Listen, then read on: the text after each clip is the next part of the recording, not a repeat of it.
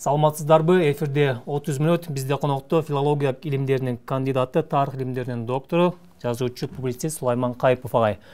Агай, саламатсызбы? Кош келипсиз студиябызга. Сиз менен бүгүн мен коом, саясий, маданият ошондой эле билим берүү багыттары боюнча сүйлөшсөм деп турам. Алгачкы суроом ошол сиздин чыгармачылыгыңызга байланыштуу болсун. Азыр кайсы эмгектин үстүндө иштеп жатасыз? Азыркы кезде Памир кыргыздары деген Афганистан Памиринде жашаган кыргыздардын маданияты, материалдык, рухий маданияты, тили, этнографиясы ушулар тууралуу бир көп томдук өзүмдүн жеке проектим бар эле, долбоорум. Ошолордун үстүндө иштеп жатам, бир топ китебин чыгардым, бир топ китеби да чыкпай турат. Азырынча ошол иштер менен алекмин, негизги ишим ошол. Сиз көп жылдан бери ошол коомго таалим, тарбия, ошол коомдук агартуу жаатында иштеп келесиз да. Азыр көптөр айтып атат, эл бузулду, коом деградациялык абалда деген дагы сөздөр бар да. Сиз бүгүнкү кыргыз коомуна кандай баа бересиз? Эми жалпы алыш керек да, мына жалпы адамзаттын тарыхын алганда дайыма эле учурдагы адамдар ошол өткөн жакшы болчу. Азыркы кезде жаштар бузулду, азыркы кезде болбой калды, мындан ары кыйрайт окшойбуз деген кооптонууну алып жүрө берет да. Биздин эрага чейинки китептерди окусаңыз деле ошол жерде жазылган. Жаштар мурда мыкты эле биз жакшы болчубуз, анан азыр жаштар бузулду, коом бузулуп кетти, ирип-чирип кетти деп эле жаза берет да. Бул адамзатты жаралгандан бери ээрчип келе жаткан ушундай бир пикир. Дайыма учурдун адамдары ошол учурдун жаштары менен жаштарына ыраазы болбойт жана кийинки келечегинен дайыма шектенип карайт да. Бизде деле ошондой болуп атат азыр. Кайда барсаң, азыркы жаштар ушинтип кетти, тигинтип кетти деп атат да. Эми мындай алганда азыркы жаштар андай деле жаман эмес. Азыркы жаштар жок дегенде 5 тил билет. Илгери бир тилден башканы билчү эмес. Техниканын баарын өздөштүрүп алышкан. Кыргыз балдары, айрыкча мына программисттер, IT технологиянын балдары, ал эмес азыр жаңы тармак анимация деген кыргыздар абдан өнүктүрүп жатат. Булардын баардыгы кыргыз жаштарынын чоң жеңиши болуп эсептелет. Албетте айрым баягы сабатсыз дейин, билим берүү жагынан кемчилик алган, үй бүлө тарбиясын көрбөгөн, өзүнүн ориентири башка болуп калган, улуттук баалуулуктарды жоготуп койгон жаштар да жок эмес. Мына жакында эле мынабу кийинки 5-6 октябрда болгон окуяларда ак үйдүн ичине кирип алып, ошол жердеги эмеректерди талкалап, үстүнө чыгып сүрөткө түшүп, анан бакырып кыйкырып аткан маймылдар, алар албетте булар өкүнүчтүү катмар. Чынын алганда кыргыздын жаштары абдан эле алдыңкы катарда келе жатат. Мен чет элде да иштеп жүрдүм, азыр деле чет өлкөлөр менен байланышым бар. Кошуна өлкөлөргө да барам. Ошондо кыргыздын жаштарын салыштырып көргөнүмдө, кыргыздын жаштары өзүнүн жөндөмдүүлүгү жана таланттуулугу менен айырмаланып турат. Мен муну кыргыз болгонум үчүн айтып аткан жокмун. Жөн эле калыс киши катары айтканымда мына ушундай да.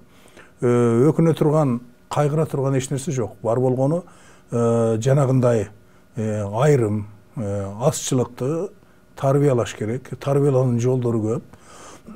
Бул тарбия учурунда мындай маселе болуп атат да. Биздин жогорку окуу жайларына окууга алуу механизми туура эмес. А жерге неме коюп койгон, чек коюп койгон, мынча балдан жогоркусу гана өтөт, төмөнкүсү өтпөйт деп койгон. Ал эми айрыма ал балда эмес. Биз ушунча жылдан бери ошол тармакта иштеп келе жатабыз.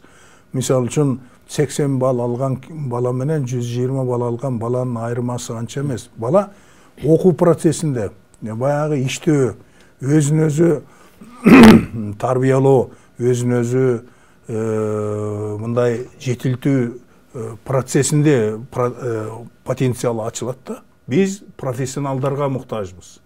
Профессионал, кесипкөй, кесип ээлерине муктажбыз.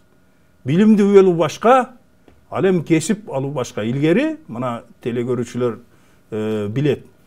ilgeri jogorku bilimdүү adis dечү, билдиңизби? Жогорку билими бар. Анан дагы адис. Же болбосо адис жогорку билими менен да. Экөө да. Адис жогорку билим. А бизде азыр жогорку билим бар, а бирок адис жок болуп атпайбы? Азыр университеттер өзү кайсы мамлекетте болсо, ошол мамлекеттин жок дегенде ошол мамлекеттин экономикасына түздөн түз таасир эте турган мекемелер болуп калды. Университеттер бюджетке акча түшүрөт керек болсо. А биздики кандай болуп атат? Андай эмес. Киде 14-15%, 16% мамлекет берет. Калганынын бардыгын контракттын эсебинен университеттер толтуруп алышат. Ошондо 85-тен ашык проценти мамлекеттен эмес да. Бул кандай болуп калды? Бул жеке менчикпи же болбосо мамлекеттикпи? Булардын бардыгын кайра караш керек. Кайра карап туруп, андан кийин жаңы жолго салыш керек. Өзүбүздүн өлкөбүздүн кызыкчылыгынан чыгып караш керек. Мына мисалы азыр темир жол салуу жөнүндө сөз болуп атат. Башка жаңы тармактардын ачылышы жөнүндө сөз болуп атат. Бирок бир дагы университеттин ушул темир жол адистерин даярдайлы. Темир жол салынып калса биздин адистер иштесин. Биздин өлкөдөгү темир жолду биздин кишилерибиз, биздин адистерибиз ошол жерде кызмат кылсын деген бир киши жок да. Анан кайсыл билим берүү болот? Билим берүүнү өлкөнүн муктаждыгын эң мыкты билип туруп, эмнеге муктаж? Кайсыл адистерге муктаж? Ошону билип туруп анан кийин жогорку окуу жайын, орто кесиптик окуу жайлардын бардыгын реформалаш керек да. Окуу пландарын өзгөртүш керек. Практиканы көбөйтүш керек. Адамдар кол менен жасала турган, акыл менен ойлоп табыла турган иштердин бардыгын практикалык түрдө билиш керек. Ошондо биз алдыга жылабыз. Кыргыз балдары муну өздөштүрөт. Кыргыз балдарынын потенциалы абдан чоң. Бирок аларды уюштуруу жана туура жолго салуу жагынан биздин чоң кемчилигибиз бар. Агай, бул жерде ушул кадрларды өстүрүү жана мамлекеттик машинага кошуу боюнча мамлекеттик кадр кызматы дагы иштейт азыр бүгүнкү күндөчү. Алардын ишмердүүлүгүнө сиз кандай баа бересиз?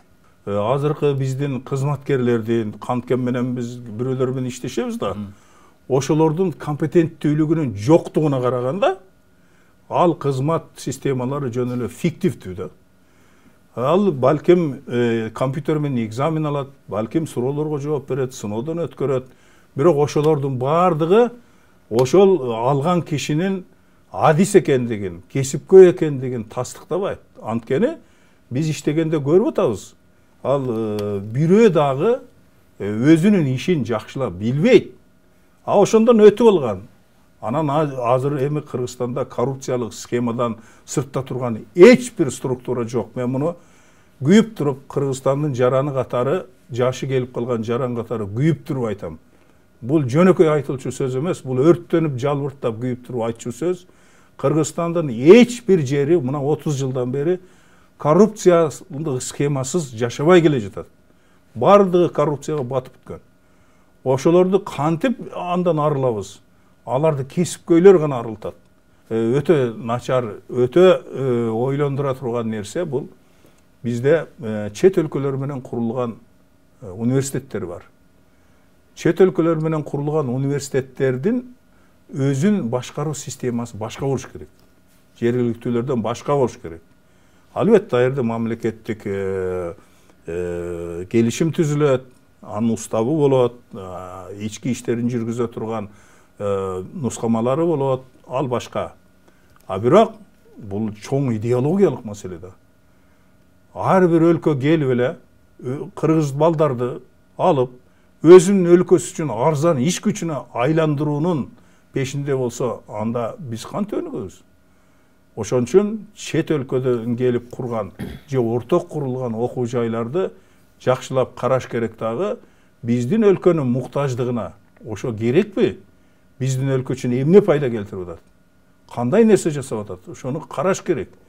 Анан бизде бир оору бар. Бул таптакыр болбогон жаман оору. Мисалы айтат, биздин дипломубуз Европага өтпөйт дейт. Биздин Европага өтпөй эле койсун. Европа үчүн адис даярдоо биздин милдетибиз эмес. Биздин балдарыбыз, ар бир балабыз ушу аккумулятор сыяктуу энергияны алып жүргөн бир иш кыла турган күч деп эсептеш керек. Ошол күч биздин топурак, биздин жерге, биздин элге кызмат кылыш керек. Биз ошол күчтү, ошол аккумуляторду башка өлкөгө жиберип анан ошол жактан иштеп ошолорго кызмат кылсын деп атайлап даярдабашыбыз керек. Туура.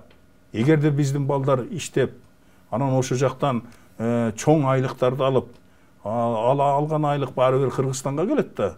Мына инвестициянын тазасы ошол да.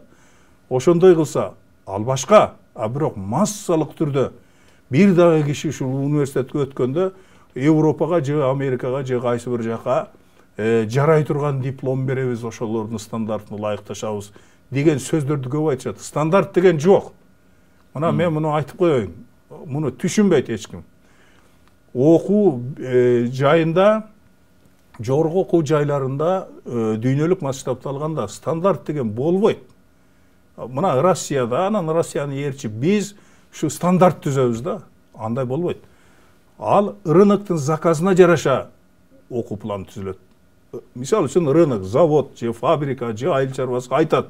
Мага мынандай адис керек дейт. Мынча адис керек дейт. Анан ошол адисти түзүп бериш керек. Ал рыноктун заказы боюнча адистер даярдалат. Рыноктун заказы мынау сабактарды өткөн киши керек деп айтат. Ошол моделди берет. Анан ошол моделге киши даярдап бериш керек. Бизде болсо стандарт деп коет дагы, кереги жок сабактардын баарын толтуруп туруп, анан ошол стандарт менен жүрө берет. Ушулардын баардыгы кайра карала турган, кайра козголо турган, оңдоло турган чоң каталар булар, катачылыктар. Булардын башында академик болуп алган, профессор болуп алган, министр болуп жүргөн, жогорку окуу жайлардын директорлору болуп отурган адамдар турат. Биздин бийлик болсо дайыма ошолорду угат да. Ошол тескерилерди угат дагы, бар жокту тескери кылып келет.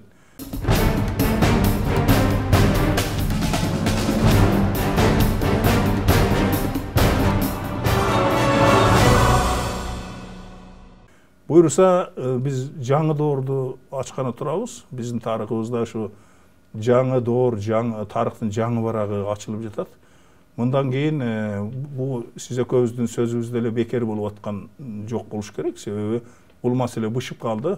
Бышып толуп жарыла турган абалга келип калды. Жакын арада ошо түзөлүү жолуна түшүү зарыл деп эсептейм. Агай, сиз көп өлкөлөрдө болдуңуз, ал жакта жашап дагы келдиңиз, анан демократия деген түшүнүктү жакшы билесиз, түшүнөсүз. Кыргызстан демократиядан эмне тапты? Пайдасы, анан зыяны? Кыргызстанга демократия келди деп аябай мактанышат да. Демократия келди, бирок туура эмес капталы менен келип калды да. Демократия деген бул көчөгө чыгып алып аңкылдап бакыра берүү, же кайсы бир законго каршы сүйлөө, чоңдорду бакырып сындоо, тетири басуу эмес. Демократия деген бул элдин бийлиги деген сөз эмеспи? Эл кантип бийлейт? Эл өзүнүн өкүлдөрүн жиберет, депутаттарды. Депутаттар мыйзам чыгарат. Ошол мыйзам элдики болуп эсептелет. Жеке кишиге жагабы, жакпайбы, жеке кишини канаттандырбайбы, ал эсепке алынбайт. Себеби демократия, көпчүлүк принцип ошондой эмеспи?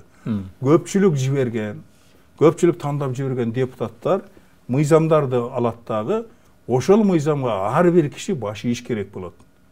Жагабы, жакпайбы, кыңкытпай баш ийишин керек. Биздикилер ушуну түшүнбөйт. Демократия деген темирдей тартип болот. Демократия тартипсиздик эмес.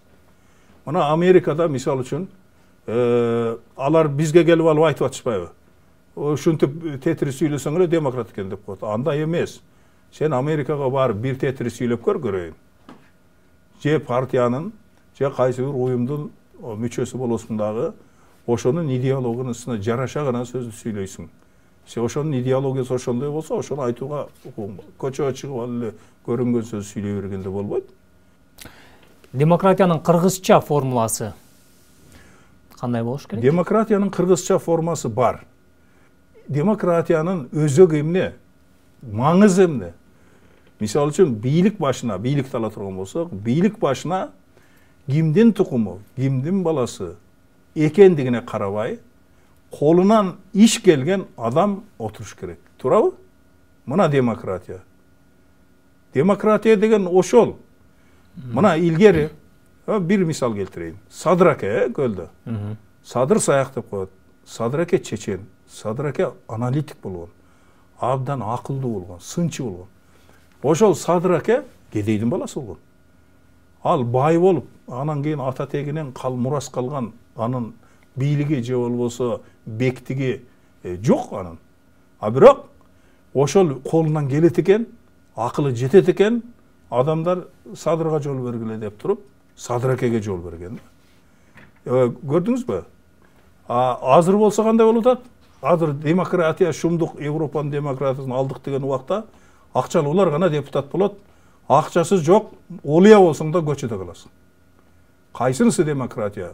Кыргыздын мурдагы доору демократиябы же азыркы демократиябы? Агай, көз алдыңызда эгемен муун төрөлдү, өстү, жетилди. 30га чыккан эгеменди сиз кандай сүрөттөйсүз? Бизден ол эгемендикти алдык деп атабыз да. Biz эгемендикти сөз жүзүндө алдык, бирок көп нерсени жоготуп койдук да. Жөн эле эртең менен турсак эгемен болуп калыппыз да. Сөздүн ачыгы ошо да. Эгемендүүлүктү адамдар 100 жылдар бою, кылымдар бою чабышып жүрүп, кан төгүп жүрүп, кан менен алат да. Бирок биздин ата бабаларыбыз кан төгүп койгон мурда эле. Ушул жерлерди ээлеш үчүн, ушул жерлерди биздерге калтырыш үчүн канын суудай төккөн да.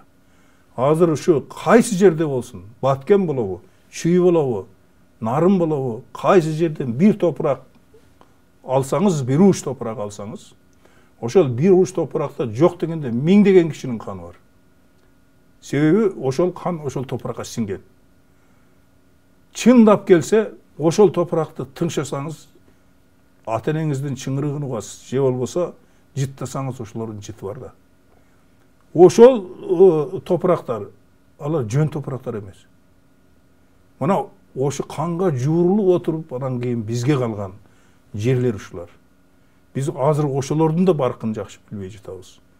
Буларды айткан менен жукпай жатат. Эң кызык жери ошо да, айтасың, бирок жукпайт.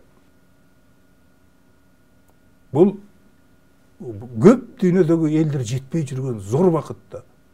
Биз ушуну билбейбиз. Кыргыздар билбейт. Ошон үчүн ойлонуш керек. Ар бир кыргыз ойлонуш керек. Менин байрагым ушу көктөрүп турабы я? Турсун деп ошон үчүн күрөшүш керек. Тетири сүйлөгөн ордуна бир ишти оң кылып коюш керек. Ошондо өлкөгө кызмат кылган болот да. Агай, сиз саясатка дагы жакшы баам салып жүрөсүз. Акыркы 10 жылда Кыргызстанда жүргүзүлгөн саясатка кандай баа бересиз? Бул жакшы жылдар болбой калды. Эң өнүгө турган, накта өнүгөнүн жолуна түшө турган учурда биз башка нерселер менен алек болдук. Биздин мамлекеттик структураларыбыз коррупцияга накта чылк батты. Экономикабыз чет өлкөлөргө баш ийип, таптакыр чет өлкөсүз жашай албай калдык. Азыр чоңдорубуздун оозунан чыгып кетип жатат. Чынын айтып жиберип атат. Биз баланча деген өлкөгө көз карандыбыз деп оозунан чыгып кетип атат. Чындык ошондой. Биздин экономикабыз көз каранды болуп калды. Мына мен жакында эле базарга бардым. 4 түрдүү алма турат. 4 түрдүн бирөө гана Кыргызстандык, ада чирик. Калганы бардыгы Ирандан келген, Болгариядан келген, дагы кайсы айланайын, мен ал картадан андамында көргөн өлкөлөрдөн келиптир. Алма. Андан кийин койчу, чеснок турат, сарымсак. Ошону биз кыргыз эгип алса болобу? Жок, Кытайдан келет экен. 1,5 миллиард Кытайдан чеснок талашып жеген эл кантип өнүгөт? Биз ошону эгип алганга жарабай атсак, колубуздан ошо келбей атса, биздин каңкылдап көчөгө чыкканыбыз эмнеге жарайт? Корооңду чөп басып жатса, сен ошол помидоруңду Түркменистандан помидор келет экен. Мына помидор кимдики десем, бул Ташкенттики дейт. Мына помидорчу десем, Түркменистандыкы дейт. Биздики жок десем, биздики жок дейт. Биз эмне деген элбиз анда? Эмнебиз биз? Эч нерсе өндүрбөйбүзбү? акыл эстүүлөр ишин жакшы жасабаса, билимдүүлөр билимин жакшы бербесе, адамдар үй бүлөлөр өзүнүн көк пыязын өзү эгип албаса, жанагындай парниктер курулуп, элди камсыз кыла турган, ошо көксөк майда чүйдө менен камсыз кыла турган системаны мамлекет курбаса, колдобосо, анда биз кайда барабыз анда? Биз анда шалтурукпузбу? Кыргыз шалтурук элбе? Андай эмес. Мен билгенден Кыргыздын колунан баары келет. А бирок азыр жасабайт. Жасабайт. Себеби баары саясатташкан, ар бир киши саясатты ойлойт. Отуруп алып өзүнүн ишин кылганын ордуна саясат.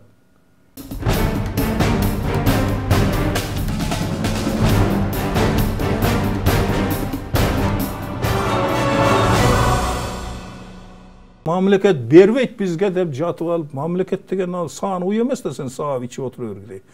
Мамлекетке бер дегенде. Анан ал сага 2 эселеп берет да. 3 эселеп берет. Сен балдарыңа берет. Мамлекет өнүгөт.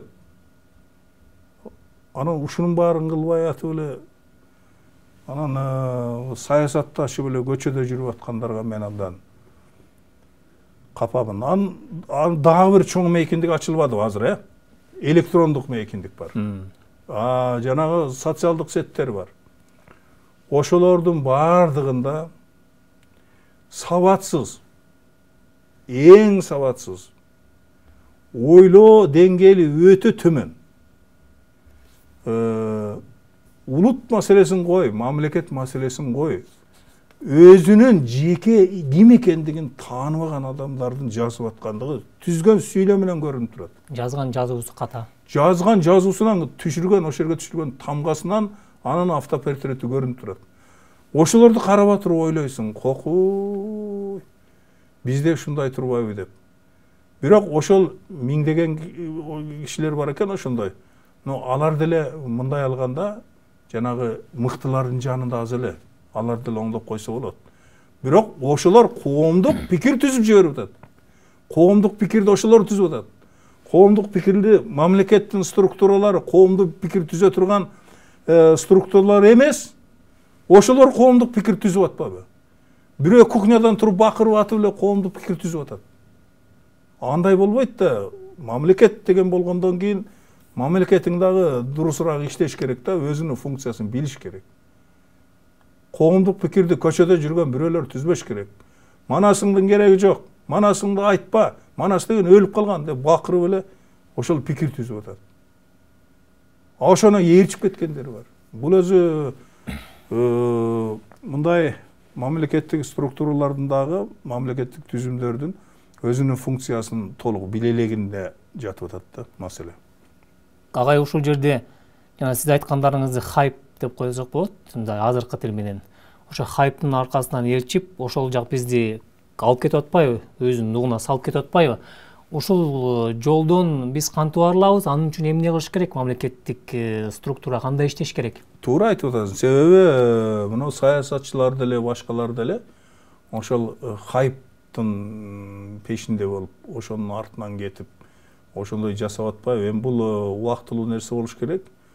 Бул мурда жок болчу, кийинчерээк абдан күчөп кетти. Бул нерсе көп узабайт го деп ойлойм. Себеби бул көйрөңдүк, шайкелеңдик, көйрөңдүк ал кыска убакытта жок болот го деп ойлойм. Себеби ал хайптардын убактысы аз болот да. Бир нече апта, же бир нече ай, же бир нече жыл өткөндөн кийин эле ошонун такыр эч нерсеге жарабаган нерсе экени ачык эле көрүнүп калат да. Кээ бир нерселер бар көрүнбөйт. А бул көрүнүп калат, ошондуктан анын өмүрү узун эмес да. Ал көйрөңдөр боло берет ар бир коомдо. Бакубат өлкө курууда биздин эл башчылары деп коелу. Алардын башкы катачылыгы эмнеде деп ойлойсуз? Эми муну ачык айтыш керек. Биздин өлкөнүн башына келген кишилер 30 жылдан бери ушундай болуп атат. Келген кишилер бийлик жүргүнүүнүн профессионалы болбой калды. Мына Масалиев, Абсамат Масалиевич бул профессионал болчу. Ал чындап жетекчи болчу. ал жетекчиликти билчү, жетектөөнүн маданиятын билчү. Анан демократия деген келгенден кийин кыйшык каптал менен келди деп атпаймынбы? Ошол кыйшык каптал менен келгенден кийин сабырдуу, токтоо, маселенин түпкүрүнө чейин ойлонуп чечкен кишилерди бул былжыраган экен. Бул такыр эчтеме жарабаган эме экен. Тез аранын ичинде чала чарпыт, эптеп-септеп чечип коюу мода болуп кетти да. Анан Масалиевдин ордуна келген киши мамлекетти башкаруунун эч бир тамгасын билген киши эмес болчу. Анан ал мамлекет ушул экен деп жогорку кеңештин ордун билбейт, аткаруу бийлиги эмне экенин билбейт. Президенттик болсо бул институт жаңы түзүлүп аткан, сот бийлигинин эмне экенин билбейт. Ушуларды билбей жатып, анан баарын аралаштырып, аралашкандан кийин тартип бузулат, тартип бузулгандан кийин коррупциянын угуту жөн эле дүркүрөп өнүп чыгат да. Мына 97-жыл, 1997 жыл Кыргыз өлкөсүнүн таптакыр былжырап түгөнүп калган убагы болду да. Андан кийин анан кете берди. Андан кийин келген киши бийлик жүргүзүүнүн эрежелерин аз көп билчү. Ал экономиканы өнүктүрүү жолдорун аябай билчү да. Кыргызстан өзүнүн тышкы карызын ошол жылдарда төлөй баштаган. Азыр балким тышкы карыздан кутулуп калат элек. Бирок ал башка нерседен кутула алган жок. Баягы эле өзүнөн мурдагы кишинин үй бүлөлүк башкаруусун андан бетер өнүктүрүп кетти. Анан ошондуктан эл ага нааразы болду. Андан талоончулар келди. Талап алмай келди. Жөн эле талап алып эле ошо талаганын законсуз декреттер менен мыйзамдаштыруу жолуна түшкөндөр келди. Алар таптакыр жарабаган кишилерди алып келишти. Анан ушул күнгө келдик да. Мына 5-октябрь акыры айласы кеткенде эмне кылды? Эл айласы кеткенде таптакыр эч ким калбай калганда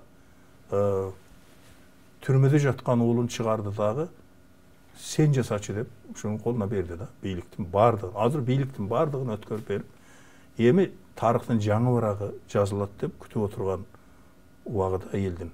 Ошон үчүн кайрадан профессионалдарга муктаждык бар. Азыр Кыргызстан кичинекей өлкө. Кыргызстанда колунан иш келген кишилер, тажрыйбалуу кишилер, профессионалдар аз калды. Аз. Ошол профессионалдардын бардыгын жашына карабай, тем эле 18 жашта болобу. Жаш экенсин дебей, эгер профессионал колунан келсе, же 90го чыккан болобу. Профессионал колунан келип, акыл иштеп, мээси иштеп турса, ошолордун бардыгын бириктирип туруп, абдан бир күчтүү команда түзсө, бул өлкө учат. Себеби айласы кеткенде башка өлкөлөрдө тажрыйба бар да. Айласы кеткенде 92ге чыккан кишисин алып келип туруп, президент кылып алып туруп, ал анан бир айдын ичинде баарын тегиздебеди. Мындай өлкөлөр бар да. Бизде жашың өтүп кетти дейт дагы, азыр колунан иш келген кишилердин баары профессионалдар көчөдө жүрөт. Эмне десе сен 65тен жашың өтүп кетти дейт. 70, мына Американын азыркы президенти 78 жашында. Американы өнүктүрөм деп ошол келип атпайбы. Башка өлкөлөрдө жанагы адамдардын күчүн акырына чейин пайдаланат. Бир адамдын күчү болсо, кубаты, акыл эси болсо, ошону акырына чейин коротпой пайдаланат. Себеби ал өлкөнүн байлыгы да. Адамдын акылы, ар бир кишинин акылы, тажрыйбасы, кесипкөйлүгү бул өлкөнүн эң зор байлыгы. Кумтөр эмес байлык. Кумтөр байлык ушул да. Анан ошол байлык бизде көчөдө чачылып жатат. Мамлекеттик кызматтарда жана башка иш аткаруучу жерлерде кесипкөй эмес, билбеген кишилер отурат дагы өлкөнү кедерине кетирип атат да. Бул чоң илдет, чоң оору. Анан убактыбыз азайып калды окшойт. Мен акырында бир нерсени айта кетейин. Кыргыз коому, кыргыз адамы жана кыргыз жетекчилери, мурдагысы дагы, кийинкиси дагы, качып кеткени да, калып калганы дагы, түрмөдөгүсү дагы, азыр бийликтин башындагылар дагы бир нерсени ойлошу керек. Кечиримдүүлүк тугунтуп калды. Адамдарыбыз дагы, жетекчилерибиз дагы, мурдагылар да, кийинкилер да баары кечиримдүүлүк деген бул эң чоң категория. Адамдар кечире билиш керек. Бирин бири кечириш керек. Ушул аруулануу менен кечиримдүүлүк экөө бириккенде биздин адамдардын руху оңоло баштайт да. Бу дүйнөдө мындай карап көрсөң, ошол ушундан баштаган. Адамдар ой кой ката кетирген экенмин деп аруланган. Бирин бири кечирген, анан бириккен. Мына Англиянын тарыхын эле алсаңыз, Англияны сактап калыш үчүн каралары, актары, кызылдары баардыгы бири-бири менен душман. Бири-бири менен атышып жүргөн немелер чогула калып туруп, мамлекеттин тагдырын сүйлөшүп, бирин-бири колдоп, эшикке чыккандан бири-бирин атышып жүрөт. Ушинтип колдогондо. А бизде болсо андай эмес. Мамлекет үчүн барыбыз биригели, бардык күчтөрдү бириктирели. Эмне деп коет бизде? Каралар, актар, сарылар, голубойлор бардыгы эмне? Ошолордун бардыгы мамлекет үчүн кызмат кылыш керек. Азыр ушундай доордо жашап атабыз. Мафиялардын бардыгы, жана каралар дегениңдин бардыгы мамлекет үчүн иштеп калган доор азыр. Өзүнүн мамлекети үчүн иштейт, өзү үчүн эмес. Өзүнүн мамлекетин коргойт. Ал мамлекеттин коргоочу күч болуп калган. Улуттук сезимдери бар. Бизде улуттук сезим да болбой жатпайбы? Улуттук сезим эң аруу сезим. Адамдар бекеринен мамлекетти көтөрөрдө улуттук сезимдерди козгогон эмес. Мына Франция ошентип улуттук сезим менен алар улутчул деңгээлге чыгып кеткен. Биз алардай боло албайбыз. Биз канчалык бакырган менен биз аз элбиз, 3 миллион эл улутчул, фашист болуп кете албайт. Жөн эле патриот болот да, кандай болсо да. Орустар деле ошондой, Германия ошондой, бардык жерде ошол улуттук сезимди көтөрөт. Улуттук сезим, өзүнүн улутун сүйүү деген эмне? Башка улуттарды талкалайлы деген эмес ал. Башка улуттун дагы өз улутун сүйгөндөрүн сыйлоо деген сөз да. Бу дагы мендей, өзүнүн улуттук салтын, улуттук баалуулуктарын сүйөт. Бу да мендей деп башка улуттун ошол улутчулуна сый менен, урмат менен мамиле кылат. Улуттук сезимдин ойгонушу бул өлкөнүн ээси экендиги сезимин тарбиялайт. Ал өзү эмне болот? Ал өзү башка улуттарга болгон жоопкерчиликти пайда кылат. Агай, чакыруубузду четке какпай, студиябызга келип мазмундуу маек куруп бергениңиз үчүн сизге ыраазычылык билдиребиз. Ишиңизге ийгилик.